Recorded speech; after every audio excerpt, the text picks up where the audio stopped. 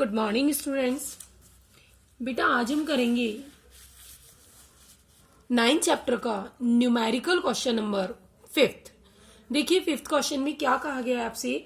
5th question में आपसे कह रहा है कि from the following information prepare income and expenditure account for the year ending 31 मार्च 2017। कि आपको इन सूचनाओं से इनकम एंड एक्सपेंडिचर अकाउंट बनाना है एंड बैलेंस शीट और सेम डेट, और उसी दिन की हमें क्या बनानी है बेटा, बैलेंस शीट बनानी है।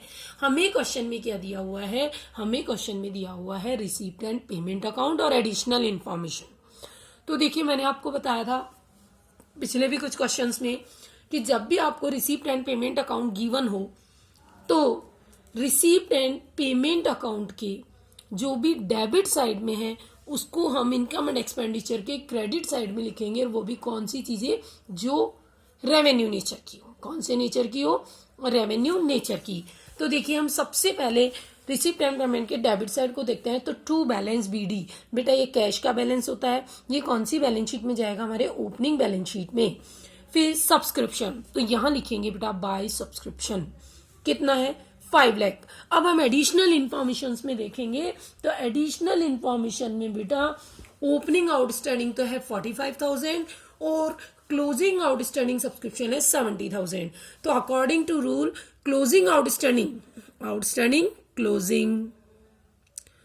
क्लोजिंग आउटस्टैंडिंग हम क्या कर देंगे, प्लस कर देंगे, और ओपनिंग आउटस्टैंडिंग माइनस कर देंगे। इस तरीके से हमारा सब्सक्रिप्शन आ जाएगा 5,25,000। क्लियर। फिर सब्सक्रिप्शन के बाद दिया हुआ बेटा हायर ऑफ ग्राउंड, तो by hire of ground. Additional information देखिए इससे रिलेटेड कुछ है क्या, कुछ नहीं है, तो एज इट इज आ जाएगा। उसके बाद है sale of old sports material, पुराना स्पोर्ट्स मटेरियल बेचा, ओल्ड है तो आप क्या लिखेंगे, by sale of old sports material, कितना 25,000। फिर है लाइफ मेंबरशिप फीस, आपको पता है life membership fees capital nature की होती है तो ये इसमें नहीं आएगी। उसके बाद है सब्सक्रिप्शन फॉर टूर्नामेंट, देखिए टूर्नामेंट के लिए क्या बोला है, एडिशनल इंफॉर्मेशन में क्लियर कह रहा है surplus of tournament and donation is reserve for pavilion. Clear कहा है कि टूर्नामेंट के एक्स्ट्रा पैसे को और डोनेशन को पवेलियन की रखना है। बेटा आप जानते हो पवेलियन तो कैपिटल नेचर की इनकम जो है आइटम है, तो ये कहाँ जाएगा, बैलेंस शीट में। इसको भी हम यहाँ पर शो नहीं करेंगे। फिर है डोनेशन, बेटा ये भी पवेलियन में जाएगा, क्लियरली बोला है। और नेक्स्ट है एंट्रेंस फीस, तो देखिए एंट्रेंस फीस के लिए भी नीचे क्वेश्चन में बोला है कि entrance fees capitalised, entrance fees को कैपिटलाइज्ड करना है तो ये भी इसमें नहीं आएगा। इसका मतलब केवल इनकम साइड में कितने आइटम आए हमारे, 3 आइटम। अब आते हैं एक्सपेंडिचर साइड में, तो बेटा वही पेमेंट साइड चेक करेंगे। सबसे पहले है बीडी ओवरड्राफ्ट, ये कौन सी बैलेंस शीट में जाएगा, ओपनिंग बैलेंस शीट में। फिर टूर्नामेंट एक्सपेंसेस, आपको बताया था ना एक्सेस ऑफ टूर्नामेंट, तो टूर्नामेंट की इनकम में से टूर्नामेंट के एक्सपेंसेस क्या होंगे, माइनस। लेकिन ये पैसा हमें बिल्डिंग फंड में यूज करना है तो ध्यान रखना बिल्डिंग फंड में ही टूर्नामेंट की इनकम जुड़ेगी, बिल्डिंग फंड में ही टूर्नामेंट के एक्सपेंसेस क्या होंगे, लेस होंगे। उसके बाद है अपकीप ऑफ फील्ड, नीचे एडिशनल इंफॉर्मेशन देखिए, अपकीप ऑफ फील्ड से रिलेटेड कुछ भी नहीं है तो हम एज इट इज लिख देंगे टू अपकीप ऑफ फील्ड, कितना 2 लाख। उसके बाद है printing and stationery, to printing and stationery. Additional information आप नीचे देखिए तो क्लियरली कहा है क्लोजिंग स्टॉक ऑफ स्टेशनरी ₹10,000, तो आपको पता है ओपनिंग स्टॉक ऐड होता है और क्लोजिंग स्टॉक लेस, तो हम क्लोजिंग स्टॉक माइनस करेंगे तो नेट अमाउंट कितनी आएगी 30,000। उसके बाद इलेक्ट्रिसिटी एक्सपेंसेस है 12,000, कोई एडिशनल इंफॉर्मेशन नहीं है, एज इट इज आ जाएगा। ऑनोरियम, तो टू ऑनोरियम 58,000। फिर ग्रास सीड एंड सॉयल, कोई इंफॉर्मेशन नहीं है, हम एज इट इज लिख देंगे। उसके बाद है इन्वेस्टमेंट, बेटा इन्वेस्टमेंट कौन से नेचर का होता है, कैपिटल नेचर का होता है। फिर है परचेज ऑफ स्पोर्ट्स मटेरियल, तो देखिए नीचे स्पोर्ट्स मटेरियल के लिए क्या बोला है कि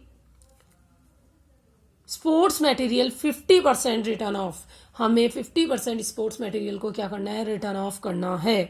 तो आप देखिए टू स्पोर्ट्स मटेरियल, अब देखिए शुरू में हमारे पास स्पोर्ट्स मटेरियल कितना था 140 का, 215 का रिसिप्ट एंड पेमेंट में दिया हुआ है कि हमने परचेज कर लिया, तो हमारे पास टोटल कितना हो गया बेटा 355, और उसमें से हमें 50% क्या करना है, रिटर्न ऑफ करना है। तो जो रिटर्न ऑफ करना है वो यहाँ आएगा, और जो बचा हुआ है वो स्पोर्ट्स मटेरियल का क्लोजिंग स्टॉक होगा, वो कहाँ जाएगा, बैलेंस शीट में लिखा जाएगा। क्लियर।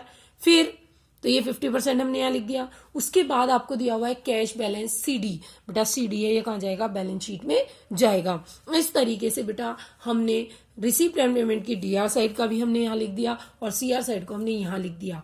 अब हम एडिशनल इन्फॉर्मेशन एक बार देख लेंगे कि कोई इन्फॉर्मेशन लिखने से छूट तो नहीं गई। तो देखिए सब्सक्रिप्शन को हम कर चुके हैं, स्टेशनरी का स्टॉक हम लिख चुके हैं, डोनेशन की इन्फॉर्मेशन हम देख चुके हैं, और स्पोर्ट्स मटेरियल को भी हम देख चुके हैं। इसका मतलब कोई भी एडिशनल इन्फॉर्मेशन ऐसी नहीं है जिसका हमने एडजस्टमेंट नहीं किया हो।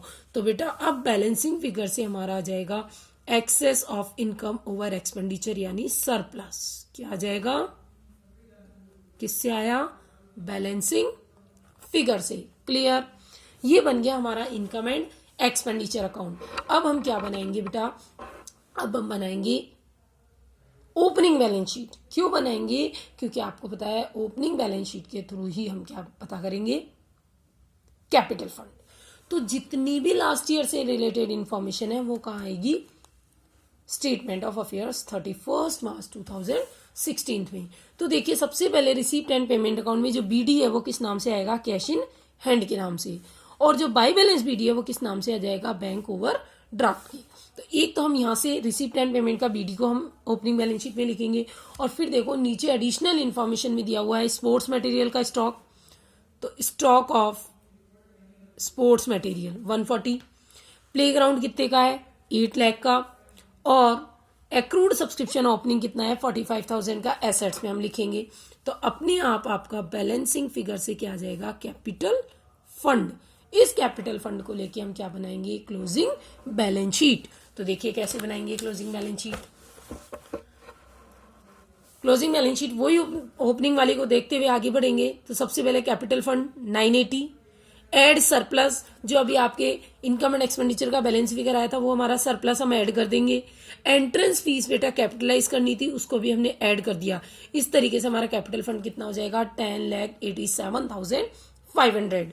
फिर उसके बाद आप देखिए जितनी भी कैपिटल नेचर की चीजें थी वो हम यहाँ लिख देंगे, लाइफ मेंबरशिप फीस और सब्सक्रिप्शन फॉर पवेलियन फंड, या आप इसे पवेलियन फंड को देखेंगे तो देखिए पवेलियन फंड में आपके एक भी तो क्या आया था, टूर्नामेंट की इनकम, इसमें से टूर्नामेंट के एक्सपेंसेस हमने माइनस कर दिए तो कितना हो गया 45,000, और ये डोनेशन भी हमें टूर्नामेंट के लिए मिला था। इस तरीके से हमारे टूर्नामेंट फंड में कितने हो गए 10,45,000। फिर हम बोथ साइड का क्या लगाएंगे टोटल, तो हमारे बोथ साइड का टोटल क्या होना चाहिए बच्चों, इक्वल होना चाहिए, जो कि हमारे इक्वल आ रहा है 21,92,500। इस तरीके से आपका ये क्वेश्चन होगा। क्लियर। इसको बेटा बहुत तसल्ली से करें, समझ के करें। कोई भी डाउट हो तो आप लोग मुझसे कॉल करके अपनी क्वेरीज क्लियर कर सकते हो। लेकिन फिर बार बार बता रही हूँ, करने का तरीका आपका यही है, रिसीप्ट एंड पेमेंट का डेबिट साइड लीजिए यानी रिसीप्ट साइड, और उसको इनकम एंड एक्सपेंडिचर के इनकम साइड में लिखिए। केवल रेवेन्यू नेचर की चीजें एडिशनल इंफॉर्मेशन को देखते हुए और रिसीप्ट एंड पेमेंट से इनकम एंड एक्सपेंडिचर अकाउंट बनाने का हम रूल इसमें क्या करेंगे, फॉलो करेंगे।